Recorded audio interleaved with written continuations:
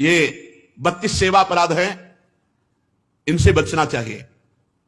पहला है सवारी पे चढ़ करके भगवान के दर्शन करने जाना।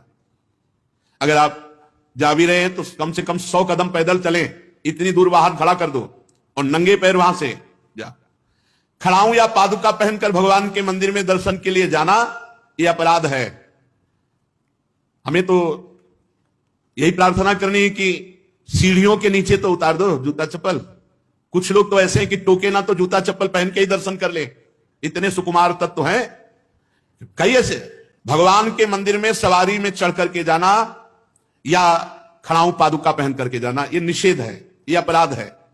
दूसरा, रथ यात्रा, जन्माष्टमी, राधाष्टमी, रामनवमी अगर आप नहीं कर सकते, आप में सामर्थ्य नहीं, तो जहां उत्सव हो रहा हो वहां सम्मिलित हो जाना चाहिए। ये भागवतिक महान उत्सव हैं भगवान के प्रादुर्भाव के, उनमें सम्मिलित हो जाना चाहिए। अगर ऐसा नहीं तो यह भी अपराध के अंतर्गत आता है। तीसरा, भगवान के श्री विग्रह के दर्शन हुए पर आपने प्रणाम नहीं किया। जैसे ऐसे जहां हो इतना जरूर करो, चाहे जिस भगवान के हो, इसमें अनन्यता नहीं है। जैसे परिक्रमा लगाते थे, हनुमान जी की आरती हो रही, जय राधा वल्लभ लाल की, 1 मिनट रुके, उनकी आरती हो रही, महाभागवत है, सब संतों को प्रणाम करते हो, हनुमान जी को प्रणाम नहीं करोगे? हनुमान जी महाभागवत, उनको प्रणाम करने में तुम्हारी निष्ठा बदल जाएगी क्या? जय राधा वल्लभ लाल की आरती हो रही, उसी में दर्शन मेरे प्रभु इस रूप में विराजमान। तो जो भी देवालय, जो भी मंदिर, अगर हमारी दृष्टि में गए तो ऐसे प्रणाम, उनसे बढ़कर थोड़ी हो। सब में हमारे प्रभु सर्वान वस्तुतया निरीक्ष परम स्वाराध्य बुद्धिर्मम। प्रभु के श्री मूर्ति के दर्शन करके प्रणाम न करना या जूठे मुंह अपवित्र अवस्था में प्रभु के दर्शन करने जाना। पवित्रता अगर नहीं रहेगी ना तो बुद्धि भ्रष्ट होती रहेगी, पक्का समझ लो। पवित्रता की बहुत जरूरत है। आजकल प्रायः पवित्रता का ज्ञान नहीं रखते हैं। अशुचि अवस्था में दर्शन करना। अगला, एक हाथ से प्रणाम करना भगवान को। जैसे श्री विग्रह भगवान का है, भगवान और संतों गुरुजनों के सामने तो ऐसे, हमको तो ऐसे ऐसे ठीक है। ये राजकीय विभाग में चलता है, भगवत विभाग में ऐसे चलता है। कर जोड़ करके भगवान को, गुरुदेव को, संतों को ऐसे हाथ जोड़कर, एक हाथ से भगवान को ऐसे नहीं किया जाता, प्रभु को ऐसे नहीं किया जाता। प्रभु के श्री विग्रह के सामने एक हाथ से प्रणाम करना या गुरु जी को, इतने सत्संग नहीं ना, तो प्रायः आजकल के बच्चे प्रियता में दाहिने हाथ में मोबाइल होता है, बाएं हाथ से ऐसे करते हैं। रोज हमें होता है, हमें रोज होता है। और बाएं हाथ से जानते हो किसको किया जाता है? शत्रु को।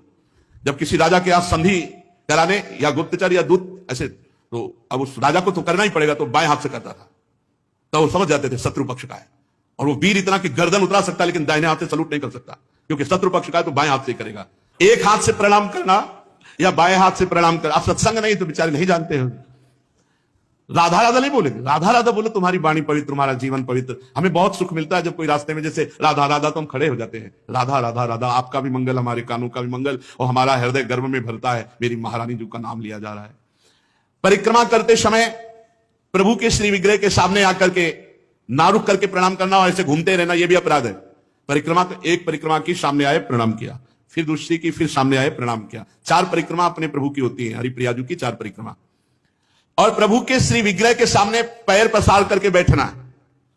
प्रायः जिनको सत्संग नहीं मिला वैसा, राधा वल्लभ जी में जैसे वो बारंडा है ना सामने, चौका से ऐसे बैठ के पैर ऐसे, अपराध है। प्रभु के सामने पैर लंबे करके या ऐसे पैर घुटनों में बांध करके बैठना। प्रभु के श्री विग्रह के सामने दोनों घुटनों को ऊंचा करके उनको हाथ से लपेट करके, प्रभु के श्री विग्रह के सामने ऐसे ऐसे नहीं, या तो हाथ जोड़े खड़े रहो या ऐसे हाथ नीचे कर लो। मतलब एक सौम्य मुद्रा होनी चाहिए। यदि वहां खड़े हो वैसे उचित तो यह कि जितनी देर खड़े रहो, हाथ जोड़े खड़े रहो प्रभु के सामने। पर जिनको सत्संग नहीं मिला, जिनको ज्ञान नहीं, तो प्रायः ऐसे खड़े होते प्रभु के सामने। और प्रभु के सामने बैठ करके सोना, यह अपराध है, इसमें पाप लगता है, मलिनता हो। जैसे सत्संग में सोना, प्रभु के सामने बैठे हुए सोना या स्वाध्याय करते हुए, भगवान के श्री विग्रह के सामने पाना। जैसे चरणामृत मिले तो साइड में हो गए, प्रसाद मिले तो साइड में हो गए, ऐसे नहीं, वहीं सामने ही, प्रभु के सामने नहीं। भगवान के श्री विग्रह के सामने झूठ बोलना, बात ही मत करो, मंदिर में बात मत करो, गलती हो जाएगी। कुछ भी अगर जरा भी झूठ निकला तो वज्र की लीक हो जाएगा, भोगना पड़ेगा। मौन रहो। जब कोई कहे हमें बात करनी, गेट के बाहर मिलो मंदिर के। अगर थोड़ी चूक भी हो जाएगी तो फिर दर्शन कर लेंगे आके, और इन्हीं के सामने झूठ बोल गए तो फिर क्या होगा? श्री भगवान के सामने जोर से बुलाना किसी को बिल्कुल नहीं। अगर वहां है तो बहुत सावधानी से बात की जाती, धीरे से बात की जाती, वो भी प्रभु संबंधी बात की जाती है। भगवान के श्री विग्रह के सामने आपस में कुशल मंगल पूछ रहा है, और कैसे हो प्रभु सामने, वहां पूछ रहे और कैसे हो, अपराध बन रहा है। उनसे पूछो कैसे हो, उनसे बात करो, प्रभु से, प्रभु के पास आए, सही पूछो। बिल्कुल नहीं, सीधे गए, बस आंख में आंख मिलाई, जितनी देर टिके बस आंख बंद की, फिर आंख में आंख मिलाई, नख सिख लो अंग माधुरी, उसका पान करो, चुपचाप बाहर निकल जाओ। दर्शन की एक पद्धति है, एक टाक एकदम देख रहे हैं, लेकिन देखना बाहरी लोग दर्शन नहीं करते, नहीं इधर उधर, वहां प्रभु में नहीं टिकेंगे नेत्र, प्रभु में नहीं टिकेंगे, वो इधर उधर दौड़ भाग करके निकल जाएंगे। आपस में कुशल मंगल बातचीत ये सब नहीं। और प्रभु के श्री विग्रह के सामने किसी को उपदेश करना, किसी को डांटना, किसी को दंड देना, ये सब अपराध के अंतर्गत आता है। प्रभु के श्री विग्रह के सामने किसी को पीड़ा देना, मारपीट करना कदापि नहीं, बहुत बड़े बड़े अपराधों में। और प्रभु के श्री विग्रह के सामने किसी को आशीर्वाद देना नहीं, ये भी नहीं। सामने विराजमान है, उन्हीं के आशीर्वाद से सबका आशीर्वाद है। ऐसा नहीं कोई प्रणाम कर रहा है माथे पे हाथ धर, ये सब व्यवहार नहीं। वहां प्रणाम कर, जो प्रणाम करे तुरंत पीठ कर लेनी चाहिए उसकी तरफ, वो प्रणाम उन्हीं को जाए। तो कभी ऐसा प्रणाम न, एकमात्र गुरुदेव। प्रभु के श्री विग्रह के सामने किसी पर अनुग्रह करना यह अपराध है। श्री विग्रह के सामने किसी को साथ देना, कठोर वचन बोलना, निष्ठुर वचन बोलना, और प्रभु के श्री विग्रह के सामने कंबल ओढ़ कर जाना, प्रभु के श्री विग्रह के सामने किसी की निंदा करना, प्रभु के श्री विग्रह के सामने किसी की स्तुति प्रणाम बिल्कुल नहीं करना, प्रभु के श्री विग्रह के सामने अश्लील भाषण बोलना, प्रभु के श्री विग्रह के सामने अधोवायु त्यागना। अच्छा, प्रभु को सामर्थ्य रहते हुए गौड़ उपचार के द्वारा भोग लगाना, जैसे अपने तो हलवा और चाय चल रही सुबह, और ठाकुर जी के लिए चिरौरी रखवा दिए, बहुत ही है, काफी लपटी भाई उसमें प्लास्टिक में, एक कटोरी में भर के रख दी, पानी रख दी, जमाने की वही रखी, और अपना रोज सुबह शाम दोपहर सब नए नए पदार्थ पा रहे हैं। अपराध लगता है। ये मनोरंजन के लिए श्री विग्रह खरीद के मत ले जाना कोई। श्री विग्रह जाने का मतलब है पूरे के पूरे प्रभु आए हैं, सुबह से लेकर शाम तक उनको खवाओ पियाओ, स्नान श्रृंगार सब, ना हो हिम्मत तो छवि खरीद ले, उनके दर्शन करो। श्री विग्रह मत ले जाओ। श्री विग्रह ले जाओ, चाहे गोपाल जी का, चाहे प्रिया प्रीतम जी का, उनकी सेवा करो ऐसे जैसे अपने बच्चे की जाती है। अपना बच्चा अगर नहीं पवाएंगे तो भूखा रहेगा, नहीं स्नान कराएंगे तो वैसे, नहीं सहन कराएंगे तो नहीं सहन करेंगे। बोले हम दर्शन के लिए छवि ले जाओ, श्री विग्रह मत ले जाओ। श्री विग्रह ले जाने का मतलब है कि अष्टयाम सेवा, कम से कम अष्टयाम सेवा में नहीं आप पहुंच पा रहे हैं, पूरी सेवाएं कर पा रहे, तो सुबह मंगला और श्रृंगार और भोग लगा दिया, जाओ। फिर शाम क्या है तो आरती कर दी, फिर भोग लगाया, दूध पिलाया, सहन कराया, इतना तो होना ही चाहिए। अब आप तो खाते हैं अच्छे अच्छे पदार्थ, तो ठाकुर जी के आगे प्लास्टिक में लपटी हुई टॉफी रख दी या चिरौरी रख दी। आपकी सामर्थ्य है, सब अच्छे अच्छे कपड़े पोशाक सब पहना सकते हो, ऐसे ठाकुर जी को ऐसे नहीं। आपके पास सामर्थ्य के अनुसार ठाकुर, वैसे तो जी जान से प्यार करो, बहुत कृपाल ठाकुर है, बहुत कृपाल। आपसे बात करने लगेंगे, आपको मना करेंगे, ये नहीं खाना हमें, ये खाना है, ऐसे। अरे आप आसक्ति करके तो देखो, निहाल कर देंगे।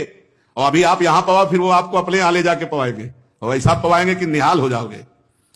और प्रभु को भोग लगाए बिना कुछ भी खाना पीना ये ठीक नहीं, अपराध के अंतर्गत आता है। वैष्णव होकर, दीक्षा लेकर, सत्संग सुनकर, ये बात जान करके यदि आप बिना भोग लगाए प्रभु को पाते हैं तो अपराध है। ऋतु में जो फल हो सबसे पहले अपने प्रभु को भोग लगाना चाहिए। इस बात में हमने अपने गुरुदेव भगवान को देखा, बड़ी प्रवीणता। चाहे वो सहतूत हो, चाहे बेर हो, जो ऋतु का फल है श्री जी को जरूर पवाएंगे।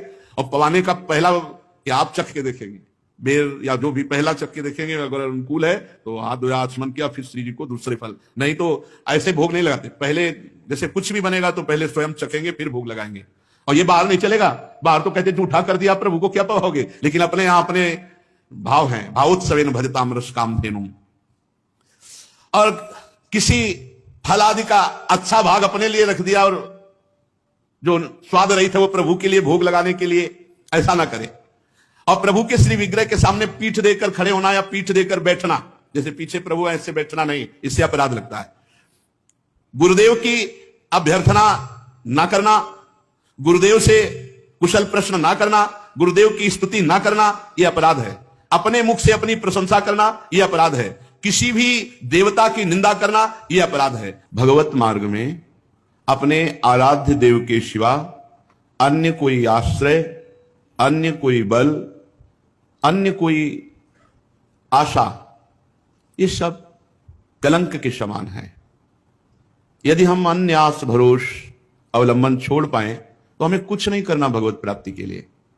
सच्ची मानिए, ये अन्य जो स्वीकृति है यही हमको तो भगवत विमुख की है। हमारा स्वरूप ही भगवत स्वरूप है। ये पांच भौतिक हमारा स्वरूप थोड़ी है, ये अंतःकरण हमारा स्वरूप थोड़ी है, ये स्वभाव हमारा नहीं है, ये प्रकृति का है। यही अन्य आश्रय हमें भय प्रदान करता है। जब तक भय है तब तक न शुद्ध भक्ति है और न शुद्ध ज्ञान है। ज्ञान हो जाने पर एक ब्रह्म के सिवा कुछ है नहीं तो किससे भय? भक्ति हो जाने पर अपने प्रभु के सिवा कोई है नहीं तो किससे भय? प्रहलाद जी ने नरसिंह भगवान से किंचन मात्र भी कोई भय नहीं माना, सब भयभीत थे, पर प्रहलाद जी नहीं। अपने प्रीतम से क्या भय, चाहे वो सौम्य रूप में हो या घोर रूप में हो या भयावह रूप में हो, है तो मेरे प्रीतम, फिर भय कैसा? तो हमें जो भय, शोक, चिंता, अपने कल्याण की फिक्र, इसका मतलब है अभी भागवतिक बल जागृत नहीं हुआ, अन्य कोई बल है, अन्य कोई आश्रय है, अन्य में ये शरीर भी है, अन्य में शरीर की क्रियाएं भी हैं, अन्य में अंतःकरण है, अंतःकरण के संकल्प, निश्चय, चिंतन, स्वीकृति आदि, अन्य में स्वभाव भी है। ये मेरा नहीं है, मेरे तो सिर्फ प्रभु हैं और जो मेरा स्वरूप है वो प्रभु में ही है। ये बात समझ में आ जाए तो बिल्कुल विश्राम है, अभी विश्राम है। भगवत प्राप्ति के लिए जो क्रियाओं का आदेश दिया गया है शास्त्रों में, वो निष्क्रिय आप हैं ये अनुभव करने के लिए, ना कि क्रियाओं से भगवत प्राप्ति होती है। आपका स्वरूप निष्क्रिय है, आप निरंजन है, माया रहित है, यही अनुभव कराने के लिए सत्क्रियाएं की जाती हैं, क्योंकि सत्क्रिया निर्मलता प्रदान करती है। जहां अंतःकरण निर्मल हुआ, शांत हुआ, वहीं अपने स्वरूप का अनुभव होने लगता है। इसलिए अन्य बल तो छोड़ दीजिए, बस ये समझना है अन्य बल का मतलब किसी व्यक्ति, वस्तु, स्थान का नहीं, शरीर का भी नहीं, अपनी क्रियाओं का भी नहीं, अपनी सोच का भी नहीं। ये बात अगर समझ में आ रही हो तो बहुत शुद्ध शरणागति अभी हो जाए। हमारी क्रियाओं का क्या बल? कभी सत्क्रिया होती, कभी असत क्रिया। हमारे अंतःकरण की सोच का क्या बल? कभी सत सोच होती, कभी असत। हमारे स्वभाव का क्या? कभी सौम्य, कभी क्रूर, कभी उदारता, कभी कंजूसता। इसका क्या? हमें अपने प्रियाजू के स्वभाव, प्रियाजू के प्रभाव, प्रियाजू का बल, प्रियाजू का आश्रय, बस। फिर देख लो आप कैसा आनंद आता है। अभी ऊपर हम साधुकों से कह रहे थे, प्रभु दिमाग को पकड़ लेते हैं, प्रभु अंतःकरण पर अधिकार कर लेते हैं, अपना अस्तित्व ही खत्म। कैसा अनुभव आनंद का होता होगा जब अहम का पूर्ण विसर्जन भगवान के चरणों में हो गया, प्रिया प्रीतम के चरणों में हो गया। ये बात समझिए, भगवत प्राप्ति बहुत सहज, सरल, अनायास, बिना प्रयास के अनुभव में आने वाली वस्तु है। हमारे को लगता है बहुत प्रयास करके भगवत प्राप्ति कर लेंगे तो उसमें हमारा शारीरिक बल, बौद्धिक बल, क्रिया बल, इनकी पहुंच नहीं है परमात्मा तक। इनकी पहुंच, ये सब असत है। असत से की हुई क्रियाएं ये सत परमात्मा में प्रतिष्ठित नहीं कर सकती, तो इनसे उदासीन नहीं होना, ये करना है, पर बल प्रियाजू का। हमारा जितना भी मंगल होगा वो हमारे आराध्य देव से होगा। शरीर बिना क्रिया के नहीं रह सकता, इसलिए सत्क्रियाएं कर रहे हैं। इनका कोई हमें फल या इनकी कोई फलवृत्ति की आकांक्षा ऐसी नहीं है। श्रीपाद प्रबोधानंद जी महाराज इसी भाव को लेके कह रहे हैं, हरि भक्ति महम न कामये मम मुक्ति प्रतिभाति सुक्तिवत नयने न निपीय राधिका रति कुंजई रति मंजुलम वनम। बहुत समझने वाली बात है। मुझे हरि भक्ति की भी कामना नहीं, हरि भक्ति महम न कामये, मुझे भगवान की भक्ति की भी कामना नहीं। मम मुक्ति ही प्रतिभाति सुक्तिवत, मुझे मोक्ष तो सीपी की तरह दिखाई दे रहा है, कुछ नहीं है, कोई सुख नहीं है। लो